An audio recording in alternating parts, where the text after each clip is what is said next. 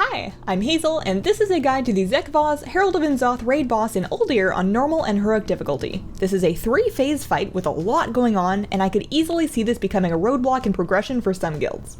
Titan Spark is random damage that the Titan discs will zap out onto a few people at a time. There's no dodging or avoiding that, so healers will just need to deal. Might of the Void is a combo of moves that he'll unleash in his current tank. It's basically a Shatter in a Void Lash sandwich. Void Lash starts it, which reduces healing taken by half. He follows it with a Shatter, which increases physical damage taken, and then seals it off with a second Void Lash, which will make the tank immune to healing if they took the whole combo. Either A, use big cooldowns and tank swap right after the combo, or B, do the tank swap in the middle of the Void Lash sandwich so that nobody has to eat both slices of Void bread. The Void Lash is a pretty big frontal cone, so nobody except the active tank should be anywhere near the front of the boss.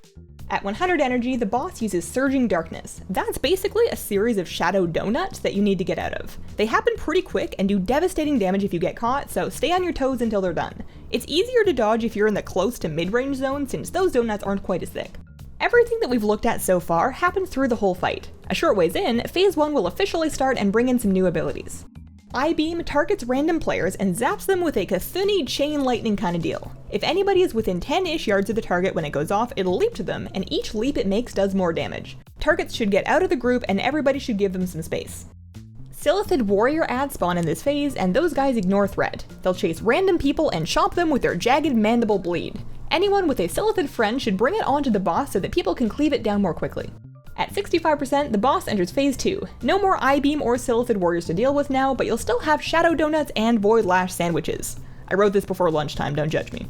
This phase gets new ads with the Nerubian Void Weavers. Those spam cast Void Bolt, which you can interrupt and you really should. They can be stunned as well as kicked, so use what you have to prevent the Void Bolts while you kill them.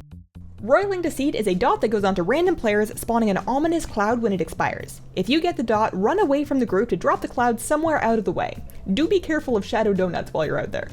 Those clouds stick around, and if anybody touches them, they spawn Guardian of Yogg-Saron ads. Those ads will do raid damage at 100 energy or when they die, and they're completely avoidable, so just don't touch the clouds. At 30%, the boss moves into Phase 3, or so I'm told by the Dungeon Journal since none of my raid testing groups made it that far. Void Weavers and Cloud Dots will stop, Shadow Donuts and Void Lash sandwiches will continue, and there's one big new thing to deal with. Overload ramps up the random damage from Titan Spark in this phase, which isn't the big new thing. That would be the Orb of Corruption. From the sounds of it, it falls from the sky and needs to be intercepted by a player to prevent big raid damage. That player gets 100% health, damage, and healing for some amount of time, and at the end of it they're mind controlled with Will of the Corruptor.